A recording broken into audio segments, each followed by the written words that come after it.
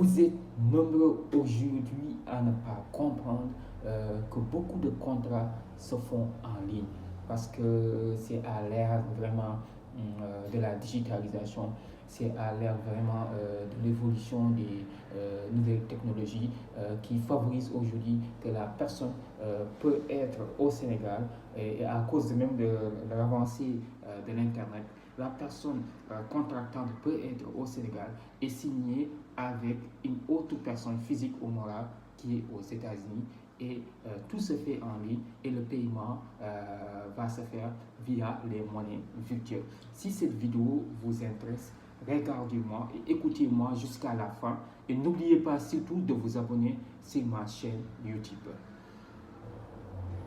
Mesdames et messieurs, bonjour, je suis Amadou Alikan, coach formateur en droit des entreprises, concepteur de LegalBot, certifié par ELA Afrique Légal. ELA Afrique, c'est un réseau juridique international spécialisé en Legal Tech, siégé à Tunis et à Paris. Donc de 2020 à nos jours, GI a formé au minimum plus de 150 entrepreneurs à créer leurs entreprises, mais aussi de les accompagner à mieux gérer leurs activités commerciales et entrepreneuriales avec moins de risques juridiques. Aujourd'hui, on va parler de ce que l'on appelle les contrats de business en ligne.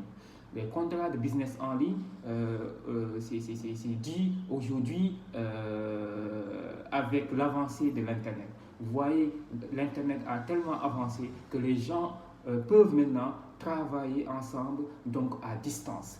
Et tout est régularisé. Cela ne veut pas dire que si on travaille à distance, qu'il n'y a pas ce qu'on appelle les obligations contractuelles. Donc, les obligations contractuelles vont être applicables même à ceux qui travaillent à distance. C'est très important de le savoir.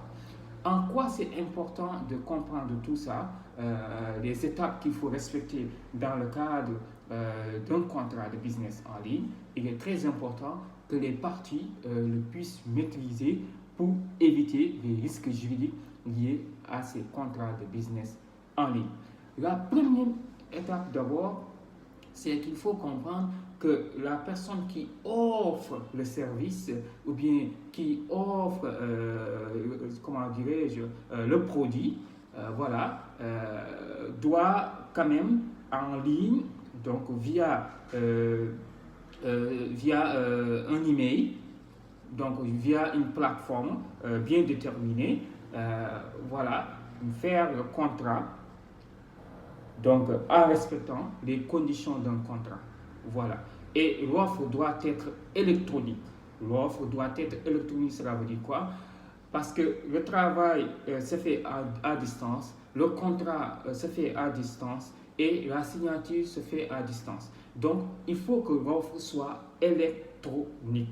Donc, la personne doit utiliser une plateforme pour rédiger le contrat, donc en expliquant en fait les détails liés à l'offre. Donc, et au niveau de l'offre, il faut que la personne qui doit,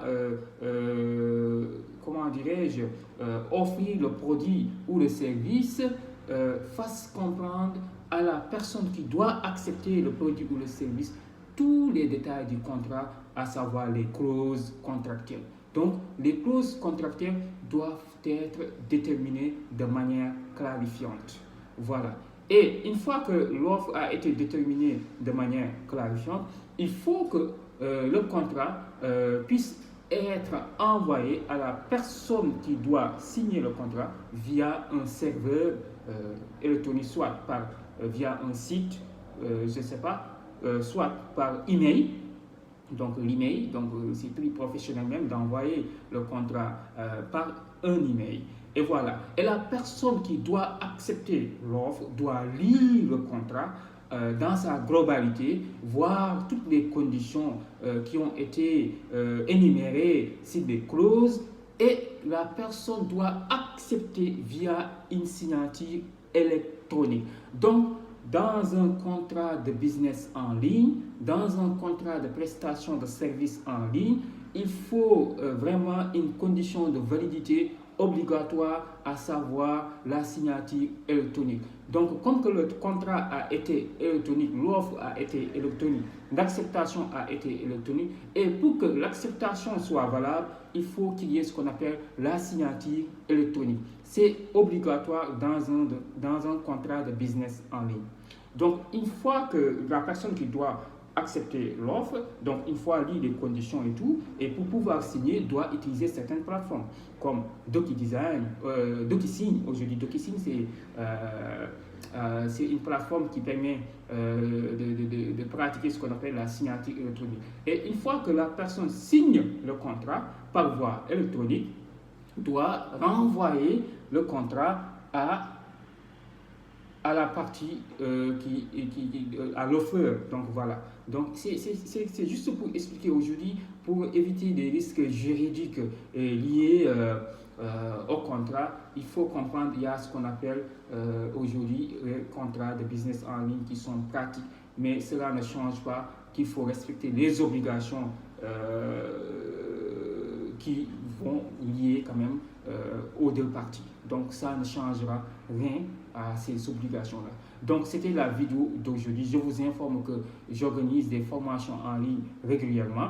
Donc voilà, pour ceux qui veulent être formés, accompagnés en création d'entreprise, donc comment créer une SARL, comment créer un GIE, comment créer n'importe quel type de société commerciale, comment exploiter son fonds de commerce.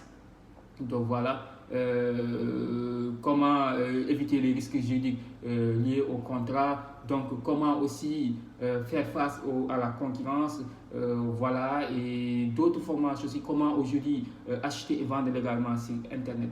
Il y a énormément de formations que nous organisons pour accompagner les créateurs d'entreprises.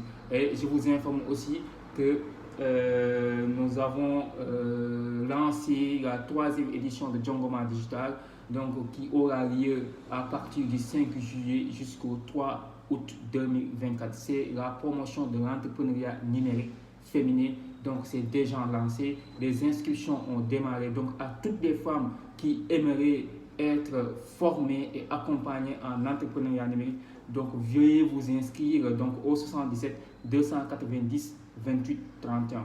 Sur ce, je vous donne rendez-vous la semaine prochaine. Au revoir.